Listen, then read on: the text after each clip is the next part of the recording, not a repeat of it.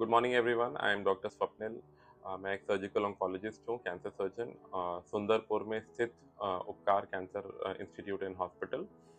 So this June is celebrated as uterine cancer awareness month. इस माह में हम लोग जागरूकता बनाने की कोशिश करते हैं। एक कैंसर जो कि फीमेल्स में होता है, यूट्राइन कैंसर या endometrial cancer.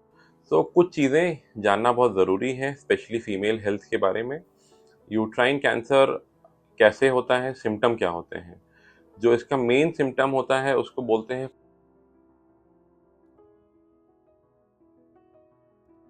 Post menopausal bleeding. मतलब पीरियड्स खत्म होने के बाद अगर 45-50 इयर्स के एज के बाद अगर किसी को वापस ब्लीडिंग शुरू हो तो उसको एक अलार्मिंग सिम्टम बोलते हैं, और this may be an indicator of underlying endometrial या यूट्राइन कैंसर। तो उससे सतर्क रहना, अगर ऐसा कभी भी हो किसी को तो उसको इग्नोर नहीं करना। अक्सर हमारी सोसाइटी में फीमेल हेल्थ पे उतना ध्यान नहीं दिया जाता, या हमारे घर में अगर लेडीज हैं तो उनके छोटे छोटे सिम्टम्स को उतना ध्यान नहीं दिया जाता। अक्सर ब्लीडिंग होता है तो लोगों को लगता है चलो ये तो नॉर्मल है, थोड़ा मोड़ा हो गया होगा, बट ऐसा नहीं। ये एक अंदर पनप रहे कैंसर का साइन हो सकता है। उसको सही समय पे इन्वेस्टिगेट करना बहुत ही ज़्यादा ज़रूरी है। सेकेंड चीज़ ये जानना बहुत ज़रूरी है कि कौन लोग हैं जो रिस्क पे हैं यूट्राइन कैंसर के। यूट्राइन कैंसर में एक बड़ा ही अनोखा ट्रायड ऑफ सिम्टम्स बोला जाता है। हाइपरटेंशन, डायबिटीज और ओबेसिटी, मोटापा और बीपी और शुगर की बीमारी होना, ये इनमें से एक या इनमें से तीनों चीज यूट्राइन कैंसर होने का चांस बढ़ाते हैं, एंडोमेट्रियल कैंसर का चांस बढ़ाते हैं किसी भी फीमेल में।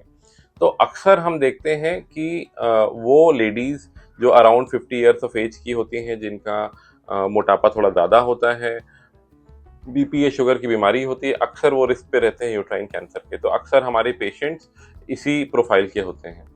तो इसीलिए इससे बचने के लिए एक नियमित आहार विहार होना बहुत ज़रूरी है।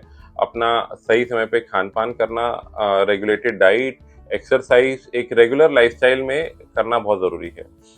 अगर किसी को यूट्राइन कैंसर हो जाता है तो उसको सीक्वेंशियल स्टेप्स में डायग्नोज करना और तुरंत उसका ट्रीटमेंट लेना बहुत ज़रूरी है, क्योंकि यूट्राइन कैंसर बहुत ही क्यूरेबल कैंसर है अगर अर्ली स्टेज में पता चले। यूट्राइन कैंसर का ट्रीटमेंट अक्सर अर्ली स्टेज में सिर्फ सर्जरी द्वारा ही सफल हो जाता है, उसमें कीमो रेडिएशन की ज़रूरत भी नहीं पड़ती है। जो जो स्टेज एडवांस होता जाएगा, जो जो आप जितना लेट आएंगे, फिर उसमें कीमोथेरेपी, रेडिएशन थेरेपी और हर चीज़ का रोल, इम्यूनोथेरेपी का रोल बढ़ता जाएगा। एक जो एडवांसमेंट है यूट्राइन कैंसर के सर्जरी में, जो हम लोग यहाँ उपकार कैंसर इंस्टीट्यूट में दे रहे हैं सभी को, वो है दूरबीन द्वारा इसकी सर्जरी, जिसको रेडिकल हिस्टेरेक्टमी बोलते हैं। और साथ में बहुत ही नया प्रोसीजर है जिसमें एक इंडोसाइनिन ग्रीन डाई सिस्टम होता है ग्रीन लाइट के अंदर। उसमें जो लिम्फ नोड्स हैं उसका लिम्फ नोड डिसेक्शन और प्लस पूरा यूट्राइन कैंसर का रिमूवल दूरबीन द्वारा बहुत ही सफल तरीके से हो रहा है। तो अक्सर इससे होता क्या है कि पेशेंट आते हैं एंड बिना चीरे की उनकी सर्जरी हो जाती है, एंड पेशेंट दूसरे तीसरे दिन पे अपने घर भी चले जाते हैं। तो एक सफलता पूर्वक उनका इलाज भी हो जाता है और उनको ज़्यादा दिन अस्पताल में रहना भी नहीं पड़ता है। लेकिन ये सब तभी पॉसिबल है अगर आप अपने सिम्टम्स को सही समय पे पहचान कर उनका सही इन्वेस्टिगेशन और सही ट्रीटमेंट करवाएंगे तब। तो इसीलिए इस जून, जो कि यूट्राइन कैंसर अवेयरनेस मंथ के तौर पे सेलिब्रेट किया जाता है, मेरा सबसे अनुरोध है स्पेशली लेडीज से कि प्लीज़ अपने हेल्थ को लेकर अवेयर रहें और ये पोस्ट मेनोपॉजल सिम्टम, ब्लीडिंग जैसे सिम्टम्स को इग्नोर नहीं करें। और जब भी ऐसा हो तो अपने नियरेस्ट अवेलेबल ऑन्कोलॉजिस्ट के पास जाएं और उनसे सही ट्रीटमेंट की सलाह लें। Thank you.